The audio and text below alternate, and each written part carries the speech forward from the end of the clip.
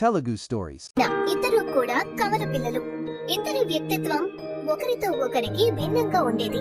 కానీ ఇద్దరు కలిసిమెలిసి ఉంటారు. అనాథలైన కారణంగా ఇద్దరు పేదరికంలో బ్రతికేవారు.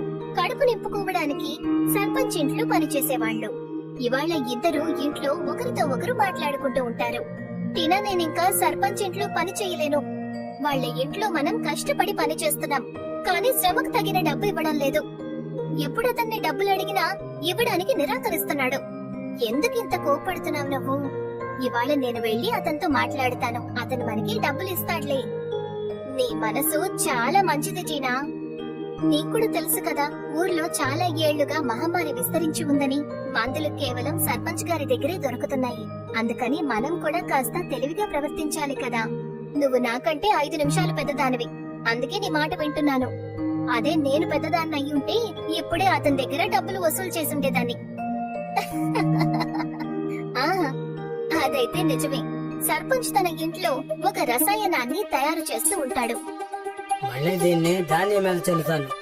ఆ తర్వాత ఊరి వాళ్ళందరికి ఇస్తాను. వాళ్ళందరూ అనారోగ్యానికి పాలైనప్పుడు వాళ్ళకి నేను మందులకు బదులుగా నా దగ్గర పని చేయించుకుంటాను. ఈ ఊరి వాళ్ళు నా కోసమే పుట్టారు. ఈ మహమ్మారిని నేను ఎప్పటికీ వెళ్ళనివ్వను. రసాయనం తయారయ్యింది. సర్పంచ్ దానిని చల్లటానికి పొలం వైపు బయలుదేరతాడు. నిజానికి ఊర్లోని మహమ్మారికి కారణం సర్పంచే. ఇప్పుడు అతను పొలంలో ఏ విధంగా అయితే రసాయనాన్ని చల్లుతున్నాడో సరిగ్గా అదే విధంగా గత 2 సంవత్సరాలుగా సర్పంచ్ అలా చేయటం వల్ల ఊరంతా కూడా మహమ్మారి విస్తరించుకుంది. అతను మందులకి బదులుగా ఊరి వాళ్ల దగ్గర ఉచితంగా పనులు చేయించుకుంటాడు. ఈ ఊరు ఎప్పటికీ అభివృద్ధి చెందదు, నేను మాత్రమే అభివృద్ధి చెందుతాను. సర్పంచ్ అక్కడి నుంచి ఇంటికి వెళ్తాడు. మరుసటి రోజు టీనా ఇంకా రీనా ఉదయాన్నే అతని ఇంటికి పని చేయడానికి వెళ్తారు. పని పూర్తి చేశాక వాళ్ళిద్దరు సర్పంచ్ దగ్గరికి వెళ్లి డబ్బుల గురించి మాట్లాడతారు. సర్పంచ్ గారు, అది డబ్బుల గురించి కాస్త చర్చించాలి. టీనా, నేను చెప్పాను కదా, డబ్బులు నేను ఈ నెల ఇవ్వలేను. ఎందుకంటే నేను ఊరు వాళ్ళందరి కోసం మందులు తయారు చేయడానికి నేను డబ్బులు ఖర్చు పెట్టాల్సి ఉంటుంది. నీకు ఇవ్వాల్సిన డబ్బు వచ్చి నెల ఇస్తానులే. మరి మాకు కూడా డబ్బుల అవసరం ఉంటుంది కదా. అయితే నువ్వు ఊరికంటే గొప్పదానిగా? అనవసరంగా ఇలా మాట్లాడకండి సర్పంచ్ గారు. ఊరికంటే గొప్పదాని కాదు, కానీ ఊర్లో ఒక భాగం కదా. మా ఇద్దరికి తినడానికి చాలా ఇబ్బంది అవుతోంది. మా బాధ్యత మీరు తీసుకుంటారా? ఇంతవరకు నేను ఎంతో ప్రేమగా మాట్లాడాను, కానీ ఇప్పుడు విను. నేను ఊరి వాళ్ళందరి కోసం మందును తయారు చేసేంత వరకు మీకైతే నేను కనీసం 1 రూపాయి కూడా ఇవ్వను. సర్పంచ్ గారు, మీరు మాకు ఈ నెల ఇవ్వాల్సిన డబ్బులు ఇవ్వండి. మేము చాలా కఠినమైన పరిస్థితుల్లో ఉన్నాం సర్పంచ్ గారు. సరే టీనా, నేను నీకు డబ్బులు ఇస్తాను, కానీ రేపటి నుంచి మీరు ఇక్కడికి రావాల్సిన అవసరమే లేదు. ఎవరు రావాలనుకోవట్లేదు. సర్పంచ్ టీనా చేతుల్లో డబ్బులు పెడతాడు. వాళ్ళిద్దరూ అక్కడి నుంచి ఇంటికి వెళ్తారు. టీనా చాలా చింతిస్తుంది. తన అక్క మొహంలో చింతను చూసి రీనా ఇలా అంటుంది, ఏంటి విషయం? ఎందుకు అంత దిగులు పడుతున్నావు నువ్వు? నీకు ఇంకా అర్థం కావడం లేదు రీనా. ఒకవేళ ఎప్పుడైనా మనకి ఇబ్బంది కలిగితే కనీసం మందులు కూడా దొరకవు. పని లేని కారణంగా చేతికి డబ్బులు కూడా అందవు. మనం ఇంకెక్కడైనా పని చేసుకోవచ్చు కదా. ఇంకెక్కడైనా ఊర్లో చాలా వరకు వ్యాపారాలు సర్పంచ్ గారివే కదా. ఇప్పుడు మనం ఆయనతోనే గొడవ పడ్డాం. ఈ ఊర్లో ఇంకెవరి ఇంట్లోనూ మనకి పని దొరికి అవకాశం లేదు. అవునక్క, అందరికందరూ ఈ రోగంతో ఇబ్బంది పడుతున్నారు. అందరూ కూడా సర్పంచ్ గారికి రుణపడి ఉన్నారు. నువ్వు తప్పు చేశావని నేను అనడం లేదు, కానీ ఇప్పుడు మనం ఏం చేయాలో అది కూడా ఆలోచించాలి కదా. రీనా అది విని దిగులు పడుతుంది. తన మొండితనం కారణంగా వాళ్ళిద్దరూ ఇప్పుడు సమస్యల్ని ఎదుర్కోవాలి. చూస్తూ చూస్తూ నెల రోజులు గడుస్తాయి. వాళ్ళిద్దరి డబ్బులు కూడా పూర్తిగా ఖాళీ అయిపోతాయి. ఇంట్లో సరుకులు ఏ మాత్రం మిగల్లేదు. ఆఖరి భోజనం ఉంది. అది రీనా టీనాకి వడ్డిస్తుంది. నువ్వు భోజనం చేసావా? నేను ముందే తినేశానక్క. నువ్వు పని కోసం వెళ్ళినప్పుడు. అలాగా, ఇక నువ్వు దాన్ని తిని. నేను కొంచెం ఎక్కువ తిన్నాను, అందుకని కొంచెమే మిగిలిందక్క. కోసిపిచ్చిదానా, నువ్వు మొత్తం తినేసినా కూడా నాకేం ఇబ్బంది ఉండదు. కానీ ఇప్పుడు రేపటి నుంచి మనం ఏం చెయ్యాలో మనం ఆలోచించుకోవాలి. అవునక్క, సరుకులైతే పూర్తిగా ఖాళీ అయిపోయాయి. అప్పుడే ఇంటి బయట ఒక భిక్షకుడు వస్తాడు. భిక్షాం దేహి, భిక్షాం దేహి. నమస్కారం బాబా. కళ్యాణమస్తు. తినడానికి ఏమైనా ఉంటే కాస్త పెట్టమ్మా. బాబా, మా ఇంట్లో అసలు ఏమీ లేదు. కాస్త భోజనం ఉంది, అది నేను మా అక్కకు వడ్డించాను. నన్ను క్షమించండి బాబా. ఎందుకలా అంటున్నావు రీనా? బ్రాహ్మణులు భిక్షకులు వచ్చినప్పుడు మనం వాళ్ళని అలా తిరిగి పంపించకూడదు. కానీ అక్క, మీ ఇద్దరి మధ్య ఎంతో ప్రేమ ఉంది. ఒక ప్రేమ కారణంగా నీ ఆకలిని చంపుకొని మీ అక్కకు వడ్డించావు. ఇక మీ అక్కేమో చెల్లెలకి ధర్మ మార్గం చూపిస్తుంది. చెల్లెల ప్రేమ ఒక ఎత్తు అయితే అక్క ప్రేమ ధర్మబద్ధమైంది. ఇది చాలా మంచి విషయం. బాబా, మీరు ఇంటి పరిస్థితిని చెప్పకుండానే తెలుసుకున్నారు. దయచేసి నా ప్రవర్తనకి నన్ను క్షమించండి. ఇందులో క్షమాపణ అడగటానికి ఏమీ లేదు తల్లి. ప్రేమను మించి ధర్మం ఇంకేదీ ఉండదు.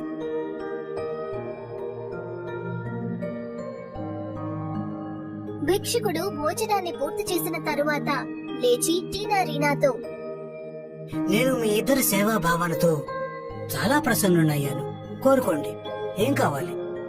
బాబా, ఈ ఊర్లో ఒక మహమ్మారి విస్తరిస్తోంది.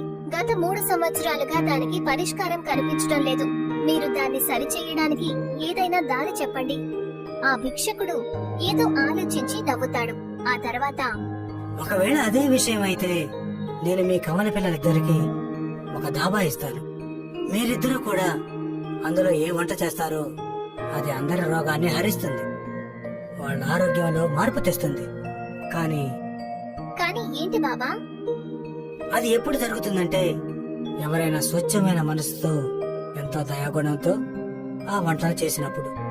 ఒకవేళ ఎవరైనా పాపాత్ములు దాన్ని ప్రయోగిస్తే వాళ్ళ సమృద్ధి మొత్తం నాశనం అయిపోతుంది. మేము మీ మాటను దృష్టిలో పెట్టుకుంటాం బాబా. అంతలో ఎక్కడైతే వాళ్ళ గుడిసె ఉంటుందో దాని ఎదురుగానే ఒక ధాబా ప్రత్యక్షమవుతుంది.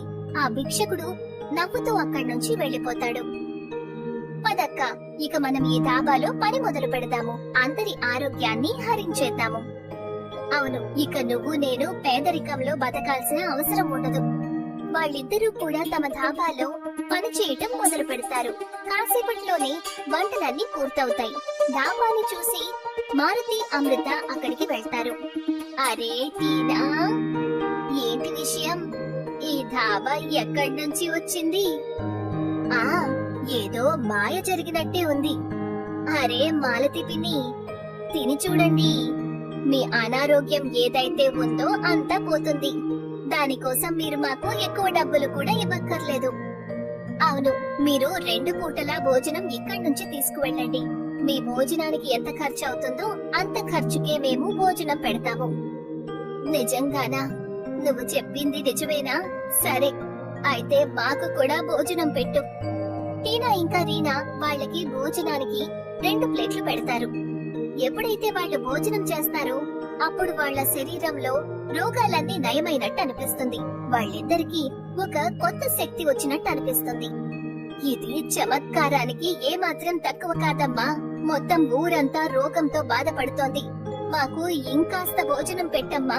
దానిని ఇంటికి తీసుకువెళ్తాం. డబ్బులు రేపిస్తాము. అలాగే పిన్ని, మీ దగ్గర డబ్బులు ఎప్పుడుంటే అప్పుడు ఇవ్వండి చాలు. మీరిక మీదట అందరి ఆరోగ్యాన్ని దృష్టిలో పెట్టుకోండి. డబ్బులు మీరు ఎప్పుడిచ్చినా పర్వాలేదు. నెల రోజులు గడుస్తాయి. అమృత ఇంకా కొంతమంది గ్రామస్తులు ధాబా బయట భోజనం కోసం లైన్ లో నిలబడతారు. అప్పుడే సర్పంచ్ చేతిలో ఏవో కాగితాలు పట్టుకొని అక్కడికి వస్తాడు. ఏంటి విషయం రేనాటేనా? చాలా రెచ్చిపోతున్నారు. ఇప్పుడు దీనివల్ల కూడా మీకు ఇబ్బంది కలుగుతోందా? రీనా, నువ్వు సైలెంట్ గా ఉండు. ఇలా చూడమ్మా, రీనాని ఎందుకు ఆపుతున్నావు? తను చెప్పింది నిజమే కదా. మీ అందరి ఆరోగ్యాలు మెరుగుపడుతున్నాయి విన్నాను. అందుకే ఇలా ఎదురు సమాధానం చెబుతున్నారు. సర్పంచ్, నువ్వు మందులకు బదులుగా మా అందరితోనూ నీ పొలంలో పని చేయించుకుంటున్నావు కదా. అవును పిన్ని గారు, ఆయన చెప్పేదాన్ని బట్టి చూస్తే మొత్తం ఊరినంతా కొనేశాడు అన్నట్టుగా అనిపిస్తుంది. ఊర్లో వాళ్ళందరూ ఆయనకి బానిసలుగా అనిపిస్తుంది. మీరిద్దరూ కాసేపు ప్రశాంతంగా ఉండండి. మనకి రోగం నయమైనందుకు సంతోషించాలి. మీరు ఆ విధంగా ఆలోచించండి. దయచేసి ఇలా గొడవ పడ్డం మానేయండి. ఎప్పటికెప్పుడే మీ అందరి నోటికి తాళాలు వేస్తాను. ఈ కాగితాలు చూడండి. సర్పంచ్ టీనా రీనాకి ఆ కాగితం చూపిస్తాడు. ఏంటి విషయం తల్లి? వీళ్ళిద్దరు ఏం చెబుతారు నేను చెప్తాను. వీళ్ళ తండ్రి చనిపోవడానికి ముందు నా దగ్గర అప్పుగా తీసుకున్నారు. ఆ అప్పు తీర్చలేకపోవడం వల్ల ఈ భూమి ఇప్పుడు నా సొంతం. నేను వీళ్ళ పేదరికం చూసి ఏమీ మాట్లాడలేదు. కానీ నాకు ఇప్పుడు తిరిగి కావాలి. ఇదంతా నిజం. దీని మీద నీ తండ్రి సంతకం కూడా ఉంది. సంతకమా? ఏమైంది బామ్మగారు? ఆవిడ ఎందుకు ఆశ్చర్యపోయారు అంటే మీ నాన్నగారికి రాయడం చదవటం రాదు. ఆయన వేలు ముద్ర వేసేవారు. ఛీ, వీళ్ళిద్దరూ కలిసి నా పనిని పూర్తిగా చెడగొట్టారు. సర్పంచ్, నువ్వు చాలా ఎక్కువగా మాట్లాడుతున్నావు. ఇక్కడి నుంచి వెళ్ళిపో. సహనానికి కూడా ఒక హద్దు ఉంటుంది. టీనాకి ఎప్పుడూ కూడా కోపం వచ్చేది కాదు. తనని కోపంలో చూసి రీనా కళ్ళు ఆశ్చర్యంతో అలాగే ఉండిపోతాయి. అలాగే మిగతా వాళ్ళు కూడా. మీ అందరి సంగతి తెలుస్తాను అని చెప్పి సర్పంచ్ అక్కడి నుంచి వెళ్ళిపోతాడు.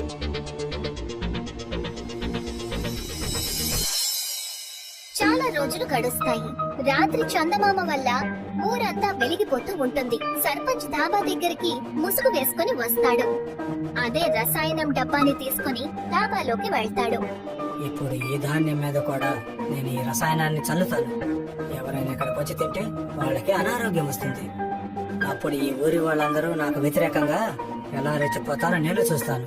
సర్పంచ్ ధాబా ధాన్యం మీద రసాయనాన్ని చల్లుతాడు. అంతలో అక్కడ శబ్దం అవ్వటంతో రీనా వస్తుంది. ఎవరు నువ్వు? దొంగ దొంగ దొంగ! సర్పంచ్ అక్కడి నుంచి పారిపోతాడు. టీనా రీనా గొంతు విని అక్కడికి వస్తుంది. ఏమైంది రీనా? ఏం జరిగింది? ఎవరో దొంగ ఇక్కడికి వచ్చాడు. నన్ను చూడగానే పారిపోయాడు. దొంగతనం ఏం జరగలేదు కదా? కానీ ఈ వాసన ఏంటి? వాళ్ళిద్దరూ ధాన్యాన్ని చూస్తారు. అప్పుడు అందులో నుంచి రసాయనం వాసన వస్తుంది. వాళ్ళిద్దరూ మరుసటి రోజు ఉదయం మాలతి అమృతకి చూపించడానికి పిలుస్తారు. ఏంటి సంగతి టీనా? ఈ ధాన్యాన్ని చూడండి పిన్ని. దీని మీద రసాయనాన్ని చల్లారు. ఊర్లో ఉన్న అనారోగ్యానికి కూడా ఇదే కారణం. కానీ ఇది నీకెలా తెలిసింది? అదే విషయం ఏంటంటే పిన్ని గారు, టీనా బాబా వరం గురించి అన్ని విషయాలు చెప్తుంది. తనేం చెప్పిందంటే ఇప్పుడు అన్ని అనారోగ్యాలను తను అర్థం చేసుకోగలదు, వాటిని నివారించగలదు కూడా. అలాగా? అయితే అదన్నమాట విషయం. కానీ ఇదంతా ఎవరు చేశారు? అది తెలుసుకోవాలంటే మీరందరూ నా ఆలోచనను వినాల్సి ఉంటుంది. కాసేపటి తర్వాత సర్పంచ్ అక్కడికి వెళ్తాడు. డాబాలో ఉన్న వాళ్ళందరికీ కడుపులో నొప్పిగా ఉంటుంది. సర్పంచ్ అది చూసి ఇలా అంటాడు. చూసారా, ఈ అక్క చెల్లెళ్ళకి తోడుగా ఉంటే ఇలానే జరుగుతుంది. నాకు ఇది ముందే తెలుసు. వీళ్ళు ఏ రోగాన్ని నివారించడం లేదని. ఈ రోగానికి మందు నా దగ్గర మాత్రమే ఉంది. సర్పంచ్, కొన్ని మందులు ఇవ్వు. చాలా నొప్పిగా ఉంది. ఇదిగో మందు తీసుకో. మీరు అన్ని ఏర్పాట్లు చేసుకుని వచ్చినట్టున్నారు సర్పంచ్ గారు. మీకెలా తెలుసు ఇక్కడ మందుల అవసరం ఉంటుంది అని? అది నేను వీటిని పట్టుకొని తిరుగుతూనే ఉంటాను. ఎప్పుడు పనికొస్తాయో తెలియదు కదా, అందుకని. అయితే చింటూ ఏది తీసుకొస్తున్నాడో అదేంటి? చింటూ అనే పిల్లాడు అదే రసాయనం డబ్బాని తీసుకొస్తాడు. సర్పంచ్ నేను చల్లినది ఏమైనా గుర్తొచ్చిందా? కానీ నువ్వు నన్ను చూడలేదనుకున్నాను. ఇప్పుడు నా అనుమానం నిజమయ్యింది. అంటే నిన్న ఎవరైతే దొంగ ఇంట్లోకొచ్చాడో అది మీరేనన్నమాట. రీనా రాత్రి వేళ డబ్బా ఏదైతే చూసిందో నేను సరిగ్గా అలాగే కనిపించే డబ్బాని ఏర్పాటు చేశాను. కానీ మీరే ఇరుక్కున్నారు. ఇన్ని సంవత్సరాల నుంచి మమ్మల్ని ఊరికి రోగగ్రస్తుల్ని చేశారు. మందులు ఇచ్చి మహాత్ములుగా మారారు. ఈ ఊరి నుంచి వెళ్ళిపో. సర్పంచ్ అక్కడి నుంచి పారిపోతాడు. ఆ సంఘటన జరిగిన తర్వాత ఊర్లో ఎప్పుడూ కూడా అనారోగ్యం వల్ల ఎవరూ ఇబ్బంది పడలేదు. ఆ మాయా డాబా నడుస్తూనే. నేనండి మీ అనసూయని. మన జీవితాల్లో కూడా ఇలాంటి వ్యక్తులు ఖచ్చితంగా ఉంటారు. ఇలాంటి వాళ్ళ వల్ల మనం ఎప్పుడో ఒకసారి బాధపడే ఉంటాం. కాస్త జాగ్రత్తగా ఉండండి. ఈ వీడియో చివరి వరకు చూసినందుకు మీకు కృతజ్ఞతలు. మీకు ఈ వీడియో నచ్చినట్టయితే దయచేసి లైక్ చేసి సబ్స్క్రైబ్ చేసుకోండి. Thanks for watching. Please do like, share, and subscribe.